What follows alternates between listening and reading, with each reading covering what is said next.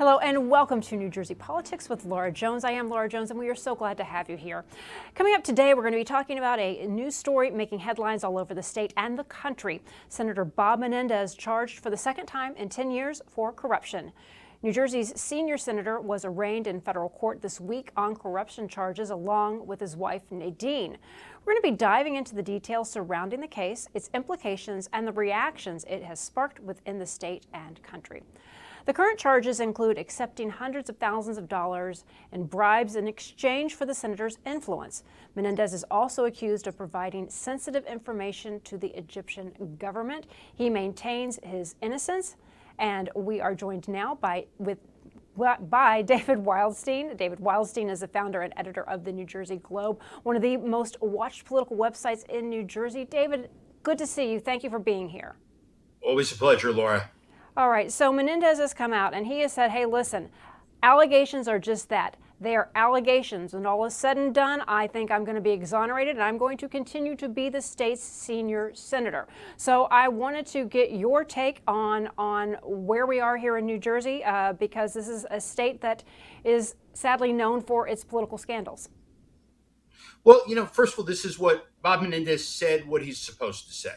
If he's pleading not guilty, then he should say publicly, I'm innocent of these charges. That being said, you have two separate compartments here to look at. One is what happens to him legally through the judicial system, and the second is what happens to him politically as he navigates a re-election campaign that's a year away. Yeah, I want to ask you a question, both professionally and personally. He does have a right to due process and a right to have his day in court. He is innocent until proven guilty. So what do you think about the growing number of calls for Menendez to resign politically and some you would think who are his friends, personally and professionally? Yeah, and it's hard when your friends aren't there for you at the moments that you need them the most. And these are also politicians who have to deal with their own elections and being accountable to their own constituencies. I think the reality is that the last time Menendez was under indictment and on trial, his friends stood by him. Cory Booker stood by him. Phil Murphy, who was a candidate for governor, did. County chairman, Democratic office holders and party leaders and donors, they believed him. He said, I was innocent of the charges, and indeed there was no conviction, and he went through a campaign, and the voters reelected him against a campaign that spent close to $40 million against him. Not only did Menendez win, he set the record for the most number of votes ever received by a statewide candidate in a non-presidential year. So what that backdrop makes it stunning that so quickly on the day of the indictment, you had Phil Murphy, you had a majority of the congressional delegation, you have the legislative leadership, you had the Democratic state chairman, you had the county chairs of the most important Democratic counties in the state, all saying he should resign, all saying we feel badly, all saying that he is entitled to the presumption of innocence, but politically, they want him gone. And look, there's a lot of reasons. One is there's an election coming up next year for the Senate, but probably something that's also important is there's a race coming up in November of this year for the legislature. It's a new map. You have Democratic incumbents that are defending their seats in tough races, and they can't afford the distraction of Bob Menendez becoming an issue in a campaign to keep majorities in the legislature. You know Menendez personally. You've had your own personal legal troubles as well. Yeah, I yeah. want to get your thoughts. It's got to be pretty lonely being Bob Menendez right now. It is. I mean, I went through it as somebody who was involved in Bridgegate, and I can't hide from it. It is what it is, and it's It's right there on Wikipedia for everybody to read. It's impossible to do a Google search. You know, I never proclaimed my innocence. I pled guilty, which is you know, very much a different situation here. But it is lonely, and the first thing, you know, the first thing my lawyer said to me was basically, shut up, don't talk to anybody, go underground. You know, they can't write what you don't say, and you know, you have reporters ringing your doorbell, you have TV trucks outside your home. You know, for my case, 64 days of somebody out there, and everywhere you go, people are talking about you, and it is really hard. It's hard to be in that situation. You know, it's exponentially hard for Bob Menendez, who has to go back to work in the United States Senate, being surrounded by, you know, not just swarms of media now, but a majority of the Democrats in the United States Senate have now called on him to resign. You know, you can't help but look at that and say, God, that's just a tough situation to deal with every day. And he's been in public office for 50 years, in the House and Senate for the last 30 years, and you've known him as a mayor when you were mayor. Yeah. I mean, we were, 1980s. I was the mayor of Livingston. He was the mayor of Union City. I was deputy clerk of the state assembly. He was a freshman assemblyman. We used to sit and talk to each other about politics on the floor of the assembly. I mean, Bob Menendez has been doing this pretty much his entire life. He was a school board member when he was 20 years old. This has been his life. And I can't even imagine. You have to be objective in this business. We all know that. But on a personal level, this is going to be hard. This is going to be hard because I don't see a path for him to remain in politics. Maybe there's a path for him to resume his life. Maybe there's a path for him to be exonerated on these charges. But in terms of serving in public office, that's not happening for him beyond next year, and I don't know what he does after that, and that's just the reality. Do you think that he will resign? I don't know. My instinct is no. This is one tough as nails guy, and he's just always a fighter. I mean, he has never, ever had any instinct other than to be a fighter. Maybe it comes from being from Hudson County, where people play things very, play a lot of hardball. But no, I don't think he's going to resign unless the pressure becomes unbearable, unless that becomes part of a deal from federal prosecutors. That he would give up his seat voluntarily in order to get maybe a lesser sentence. And I have no knowledge of that. Nobody does, except his lawyers and the U.S. attorney.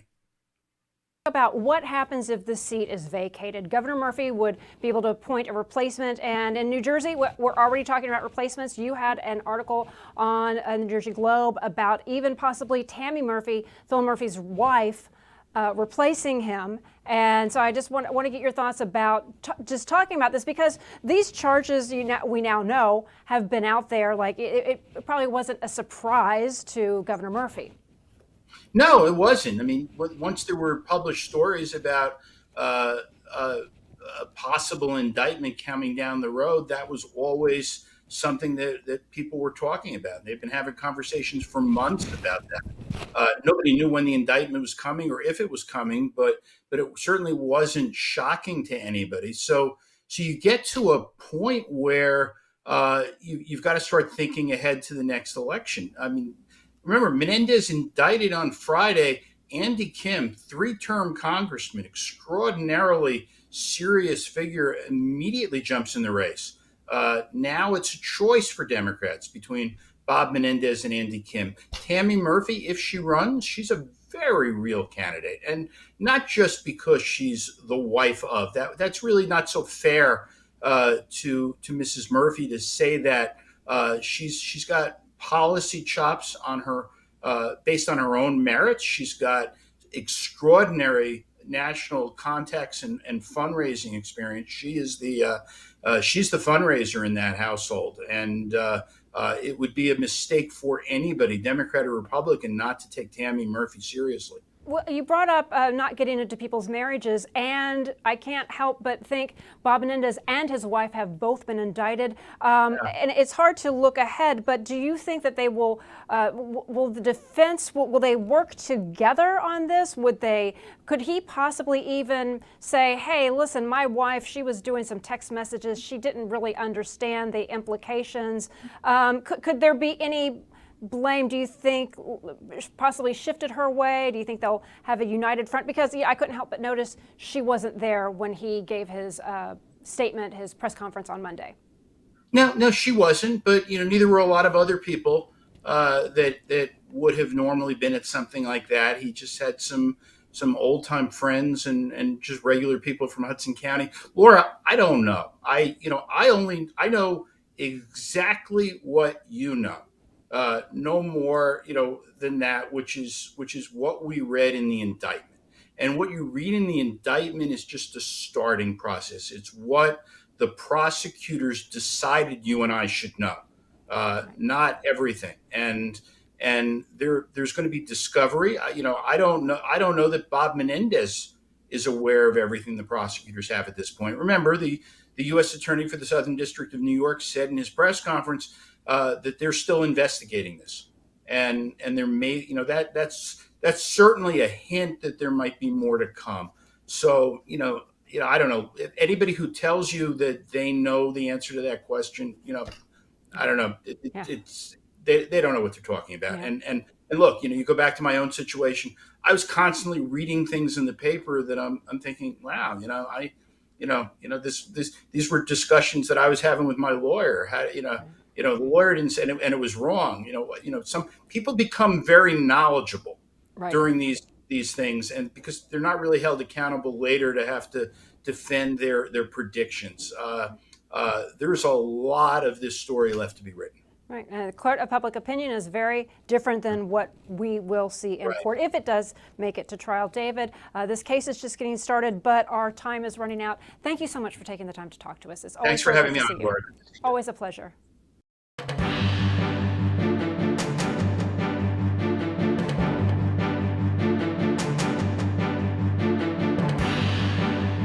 Jeanette Hoffman is a media consultant and president of Marathon Public Affairs, a firm that specializes in strategic communications as well as crisis communication. Jeanette, it's good to see you. Thanks for joining us. Oh, it's so great to be with you, as always, Laura. Thanks for having me. And New Jersey has got a crisis on its hand yet again. So I would love to get your take on the way the public might be viewing New Jersey, because once again, we're back in the headlines and it's not for anything positive. And as we've discussed before, Menendez already beat charges back in 2017 for corruption. Then the people reelected him, and here we are again. Yeah, it's really unfortunate and disappointing and upsetting for New Jersey to be back in the headlines for corruption. And this is the second time, as you mentioned, that Senator Menendez is facing a corruption trial. He was let go of the corruption charges last time for a mistrial. But, reading this last indictment, it looks like the U.S. Attorney really took their time, and it's a really airtight case as I read it.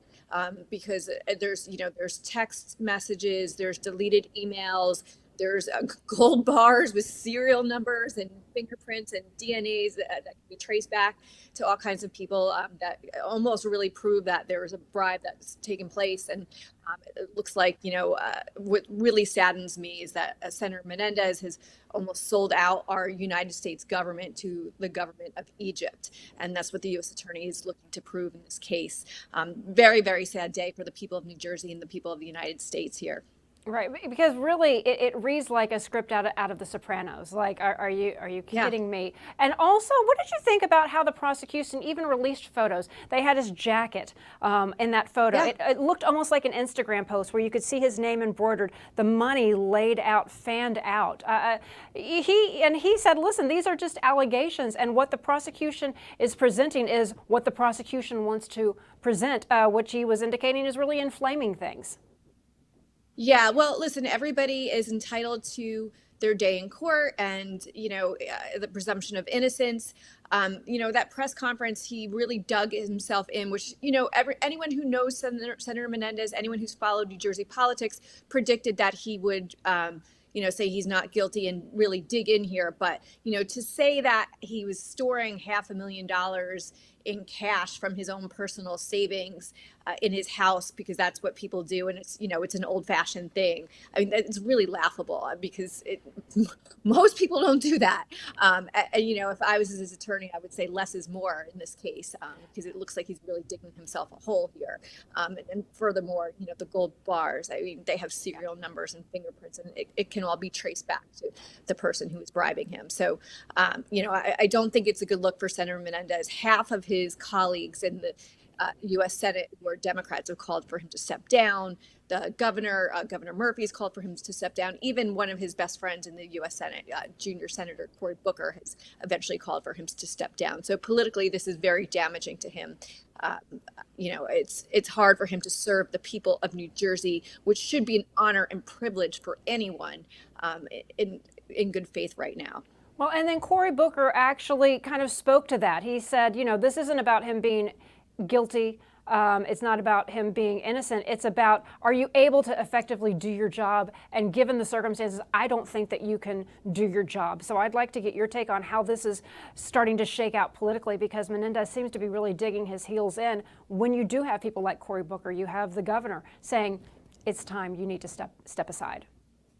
Yeah, that's absolutely correct. It's ridiculous to think that he could absolutely serve in the United States Senate, serve the people of New Jersey, serve the people of the United States. And don't forget, Laura, he is the chairman of the very powerful Foreign Relations Committee, which has authority of, interacting with foreign governments. And this is someone who is being charged with, accepting bribes from the government of Egypt and interfering, and giving sensitive information over to the government of Egypt, which has a horrible record on human rights abuses. So to think that he should even hold that position right now, to me, is absolutely outrageous. And politically speaking, he's, the people of New Jersey should be just outraged by this type of behavior.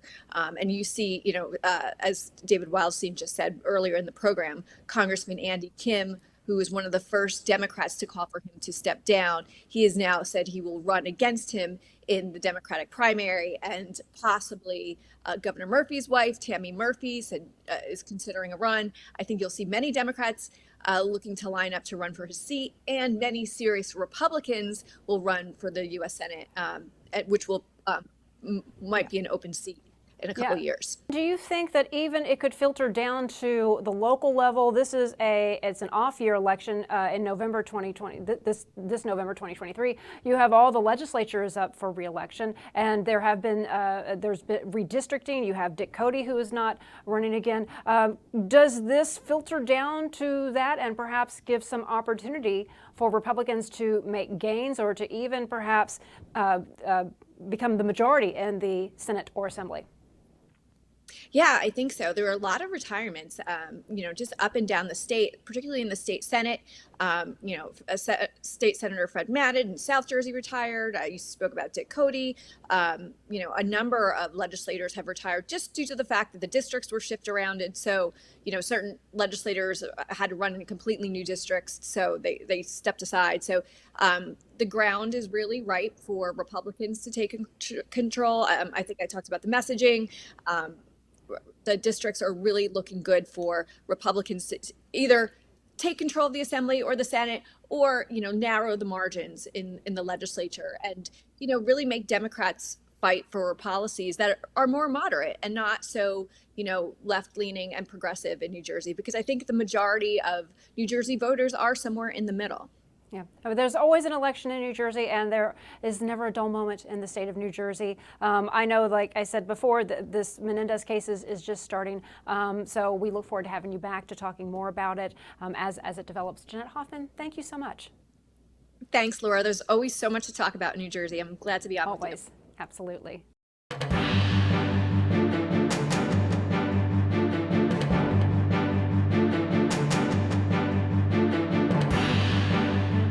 John Wisniewski served in the New Jersey State Assembly from 1996 to 2018. He was also a Democratic candidate for governor in 2017. He is my next guest and joining me right now for reaction and insight into the latest developments for Bob Menendez. It's good to see you, John. Thanks for taking the time. Laura, thanks for having me on. I appreciate it. One of the things I didn't include in your intro is that you also oversaw the investigation into Bridgegate, another big scandal that rocked New Jersey's world. So let me just get your take from a legal standpoint. Bob Menendez, he's come out. He has said he's pled not guilty. He said the allegations are just that, allegations. So let's get your take. Well, I think you start from the principle that everybody, no matter what station in life, is entitled to the presumption of innocence when they're charged with crimes. But the distinction that needs to be made here is not everybody's entitled to be a United States senator. And that's where the calls for his resignation come in. We get it that he believes that he's going to be able to beat these charges. Frankly, the last time he was indicted, he did. He got a hung jury. Who knows what will happen here, although it seems like the evidence is pretty strong. But that being said, the people that lose out in this equation are the people of the state of New Jersey, because they no longer have two effective representatives in the United States Senate. They only have one. Bob Menendez is going to be spending time raising money for what he claims to be a re-election campaign, but also raising money for his legal defense and spending a lot of time huddling with his lawyers, trying to figure out how he's going to defend himself. And so that's a disservice to the people that chose to support him last time out. Yeah, were you surprised at Governor Murphy came out fairly quick, saying with the same day, saying I think you should resign. It took Cory Booker a little bit longer, and Cory Booker, when he just came out in the middle of the week and said, "Listen, this isn't about his guilt. It's not about his innocence. It's about," as you alluded to, can he do the job? So what did you think of the reaction from New Jersey's delegation and then looking to those in Washington, D.C.? Well, look, I'm gratified that so many office holders are deciding to draw this line in the sand and say that this is conduct that's not acceptable. But we also have to understand that those decisions are being made in the backdrop of an election coming up in very few weeks, in which control of both the Senate and the General Assembly is at stake. And having this hanging over every race in New Jersey is not good for the outcome of those races. So there's a bit of principle in the decisions that have been made and the stands that have been taken, but there's also a lot of pragmatism. They need to create the distance between themselves and Bob Menendez. Last time out, that wasn't the case. Yeah, you're a lawyer. Bob Menendez could be innocent, but as this case unfolds, we don't know how long it could take. So can you just talk a little bit about a timeline? How long, again, if he is innocent, how long could this draw on? Well, it can go on a long time. I think looking at history is important. We had a United States Senator, Harrison Williams, was indicted. There were calls for him to resign. He resisted those calls. He was convicted. He appealed his conviction. He still did not resign his U.S. Senate seat.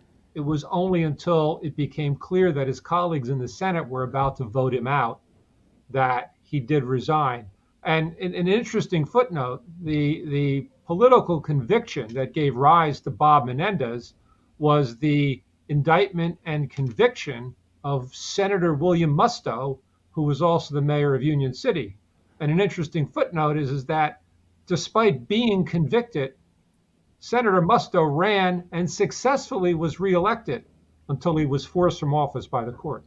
What did you think, again, I want to get your legal opinion. What did you think of the comments Bob Menendez during his press conference on Monday when he went not just to say, hey, these are just allegations, let the process play out. He actually addressed the money, saying, hey, that was from my personal account. And then he addressed and mentioned his relationship and his record on Egypt. That legally, can't that be used against him? again, presumed I innocent, gotta but if he's imagine- not, go ahead.